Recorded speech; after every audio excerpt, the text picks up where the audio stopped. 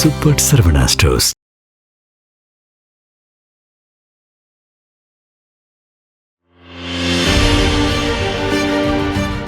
Black and white நேயர்களுக்கு வணக்கம். அரசியல் சூத்திரம் நிகழ்ச்சியில் ஐநாவில் பணியாற்றி ஓய்வு பெற்ற அதிகாரி திரு கண்ணன் சார் நம்முடன் இணைந்திருக்கிறார்கள். வணக்கம் சார். வணக்கம் திருமலை சார். இந்த ஈரான், இஸ்ரேல், அமெரிக்கா அந்த போரில் இஸ்ரேல் ஈரானில் இருக்கக்கூடிய, அது முக்கியமாக இந்தியா உட்பட பல்வேறு நாடுகளுக்கு செல்லக்கூடிய இயற்கை எரிவாயு வயல் மீது குண்டு வீசி தாக்குதல் நடத்தியிருக்குது.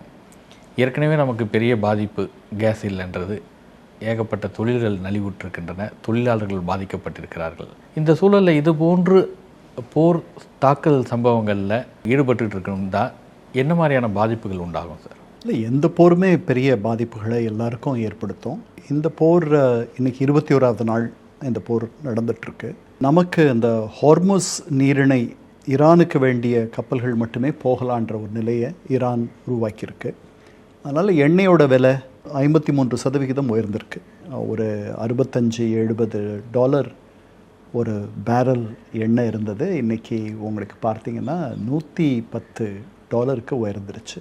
அமெரிக்காவில் எண்ணெயோட விலை 20% உயர்ச்சியை அடைஞ்சிருக்கு. இந்தியாவில் முதல் 2 நாள் பெரிய பரபரப்பாக மக்கள் எல்லாம் ஒரு பதட்ட நிலையில் இருந்தார்கள். நீங்கள் பெட்ரோல் பங்குகளில் கார்கள் வரிசை கட்டி நிற்பதை நாம் பார்த்தோம். நல்ல வேளைக்கு அது கொஞ்ச நாளில் தகவல் போதுமான அளவு பரவின பிறகு அந்த பதற்றம் குறைஞ்சது. எண்ணெய் இருப்பு நம்மகிட்ட ஒரு 2 மாதத்துக்கான எண்ணெய் இருப்பை இந்த அரசு வைத்திருக்கிறது. பல அரசுகள் வைத்திருக்கிறார்கள். இந்த இயற்கை வாயு, சமையல் வாயு, இந்த சேமிப்பு வசதிகள், கட்டமைப்புகள் நம்ம இடத்துல இல்லை. திட்டமிடல் என்பது இல்லை. இந்த மாதிரி ஒரு நிலையை நம்ம இதற்கு முன்பாக சந்தித்ததில்லை. அதனால் நம்ம 2 நாள் இருப்பு தான் சேமித்து வைக்கக்கூடிய அளவில் இருக்கோம். எண்ணெய்க்கு 2 மாதம் இருப்பு வச்சுருக்கோம். இதை இந்த போருக்கு பிறகு நாம் திட்டமிடலில் இதையெல்லாம் கவனத்தில் கொள்வோம். ஹார்முஸ் நீரிணை வழியாக நமக்கு முன்னாடி 45% நம்முடைய எண்ணெய் பொருட்கள், அதுக்கப்புறம் இந்த மாதிரி இயற்கை வாயு, சமையல் வாயு, இதெல்லாம் அது வழியாக வரத்து இருந்துச்சு. இப்போ 30% தான் வருது.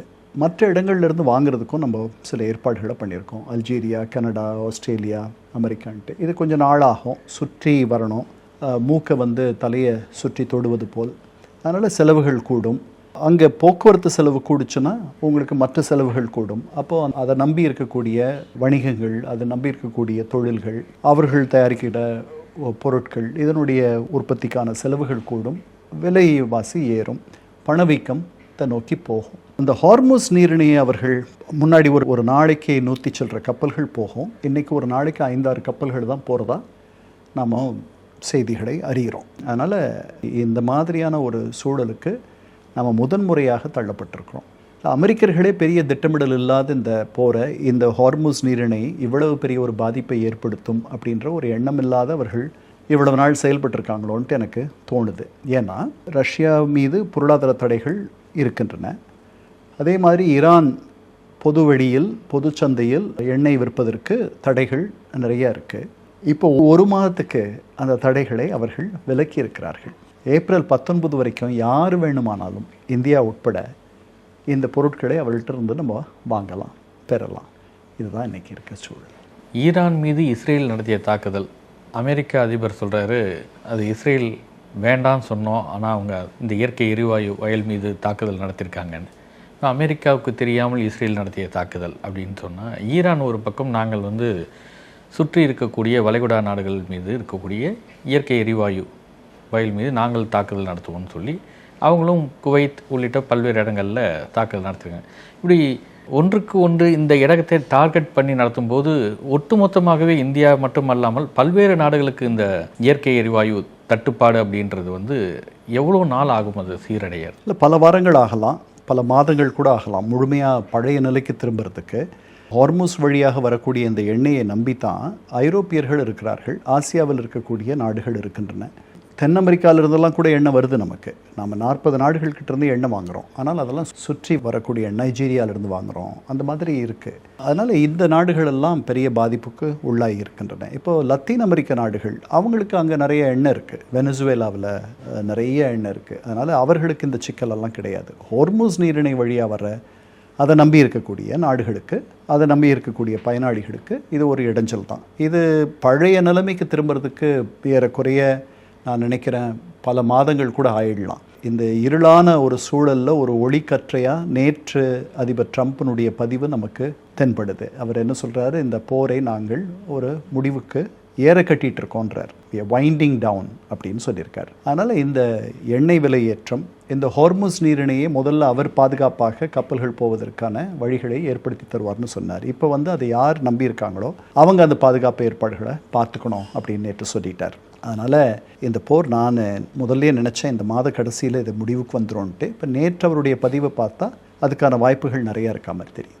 அதனால தான் ஒரு கட்டத்தில் உச்சத்துக்கு போய் அமெரிக்க அதிபர் நேட்டோ நாடுகள்லாம் கோலை நாடுகள் அப்படின்னு பேசக்கூடிய இடத்துக்கு வந்திருக்கிறாரா? ஆமாம், அதனால தான் அதான் நான் சொன்னேன் இல்லையா, அவங்க ஹார்முஸ் நீரிணை இவ்வளவு பாதிப்பை ஏற்படுத்தும் அவர்களுடைய போர் முயற்சிகளுக்கு அப்படின்ட்டு அவங்க நினைக்கல. அதுக்கப்புறம் நீங்கள் பழைய கேள்வியில் என்ன கேட்டீங்க, இந்த மாதிரி இஸ்ரேல் எங்களை மீறி பண்ணிடுச்சுன்னு சொல்லியிருக்காருன்னு சொன்னீங்க. அவர் எங்களுக்கு தெரியாதுன்னு சொல்லியிருக்காரு. அது அவர்கள் 2 பேரும் நடத்துகிற நாடகமாக இருக்கலாம், அல்லது உண்மையிலேயே இஸ்ரேலியர்கள் அமெரிக்கர்களுடைய கண்ணை கட்டிவிட்டு எப்படி நடந்திருக்கலாம். அது நமக்கு பின்னாடி தான் தெரிய வரும், இப்போதைக்கு நம்ம சொல்ல முடியாது. ஏன்னா அவர்களுடைய இலக்குகள் 2 வேறு வேறு. இஸ்ரேலியர்களுக்கு ஈரானியர்கள் ஜென்ம பகைவர்கள், அமெரிக்கர்களுக்கு அவர்கள் ஜென்ம பகைவர்கள்லாம் இல்லை. 79 அவர்களுக்கும் இவர்களுக்கும் ஒரு பெரிய மோதல் இருக்குது. அதனால் அவர்களுக்கு உறவே இல்லாத போயிடுச்சு. பல அமெரிக்கர்களை இந்த அரசு கொல்வதற்கு உறுதுணையாக நின்று இருக்கு இந்த ஈரானிய புரட்சிகர அரசுன்ட்டு ட்ரம்ப் நினைக்கிறாரு. அவ்வளவுதானே அவங்களுக்குள்ளே இருக்கக்கூடிய பகையை தவிர இஸ்ரேலியர்களுக்கும் ஈரானியர்களுக்கும் இந்த அரசுகளுக்கு இடையில் ஒன்று நான் உயிரோடு இருக்கணும் இல்லை நீங்கள் உயிரோடு இருக்கணும் அந்த மாதிரியான ஜென்ம பகையெல்லாம் இல்லை.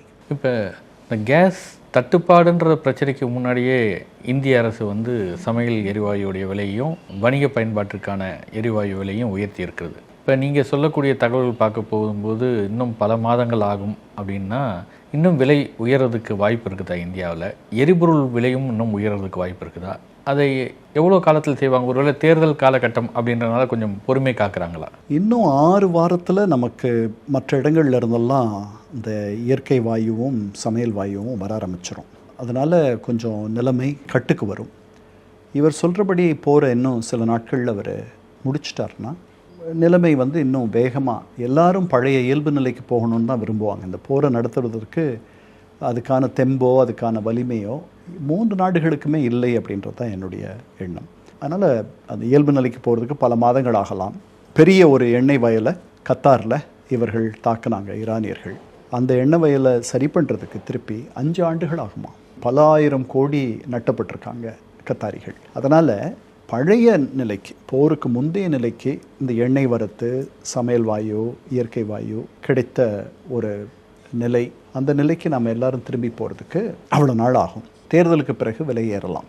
இந்த ஈரான் முதல் இயற்கை எரிவாயு வயல் தாக்குது, அதுதான் பல்வேறு நாடுகளுக்கான ஒரு பெரிய முதுகெலும்பு அப்படின்னு சொல்கிறாங்களே, அந்த அளவுக்கு இருக்கக்கூடிய இடம் பாதிப்புனாக்க வேறு சோர்ஸ் இருக்கா சார்? இன்னும் நம்ம தான் நைஜீரியாவிலேருந்து வாங்குகிறோன்னு சொல்கிறோமில்ல. இப்போ நமக்கு 40 நாடுகள்லேருந்து நம்ம எண்ணெய் வாங்குகிறோம். இந்த 40 நாடுகளும் வளைகுடா நாடுகள் இல்லை. வளைகுடாவில் 6 நாடுகள் தானே இருக்காங்க. அதனால் அவர்கள்ட்டேருந்து வாங்குறது போக நம்ம பல இடங்கள் ரஷ்யாக்கிட்டேருந்து வாங்கிட்டு இருந்தோம், இப்போ திருப்பி வாங்க போகிறோம்.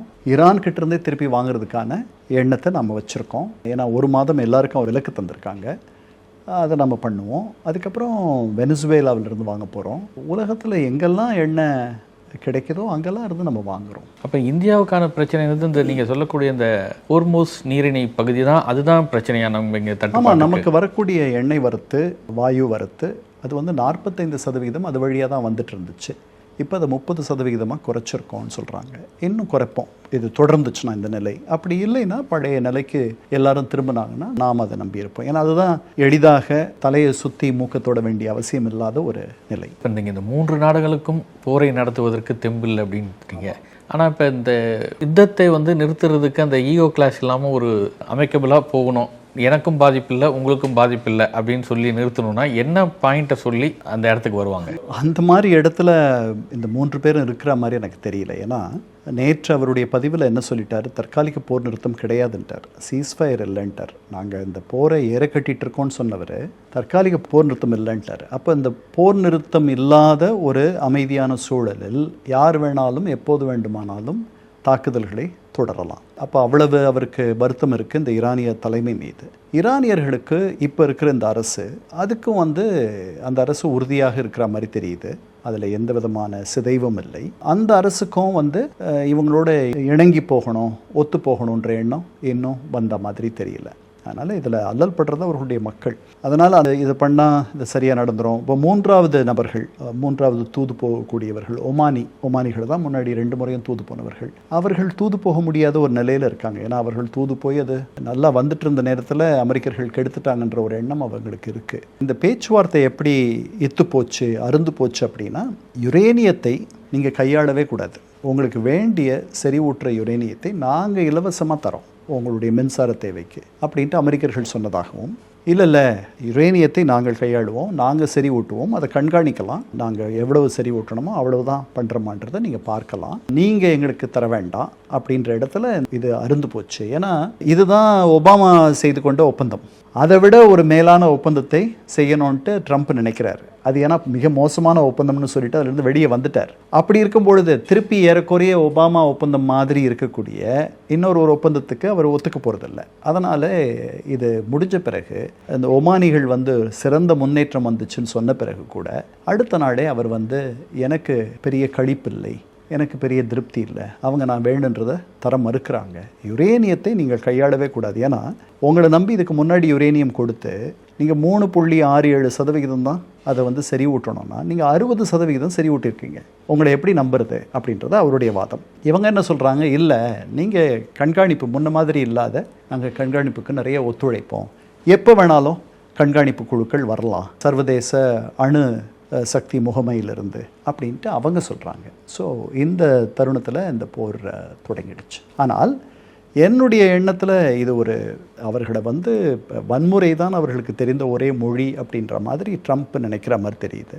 ஈரானியர்கள் மிகவும் பலவீனப்பட்டு இருக்கக்கூடிய ஒரு நிலை, அவர்கள் இவ்வளவு வலுவிழந்து இருக்கக்கூடிய இந்த நிலையை நாம் பயன்படுத்திக்கணும் அப்படின்ட்டு அவர் நினச்சி இந்த தாக்குதலை தொடங்கினதா எனக்கு தோணுது. இப்போ அமெரிக்காவிலேயே அதிபர் ட்ரம்ப் முன்னாடி சொன்னது எந்த நாட்டுடனும் போர் இல்லை, அமைதி, இன்னும் சொல்லப்போனால் அமைதிக்கான ஒரு நோபல் பரிசு அப்படின்ற ஒரு இடத்துக்கு போன ட்ரம்ப், இந்த போர் தொடக்கம், இந்த போர் சூழலினால் உலகம் முழுவதும் ஏற்பட்டிருக்கக்கூடிய பாதிப்பு அப்படின்லாம் பார்க்கும்போது ட்ரம்ப்புக்கு இன்னும் ஒரு பெரிய ஒரு அவப்பெயர் அப்படின்றது இருக்கா?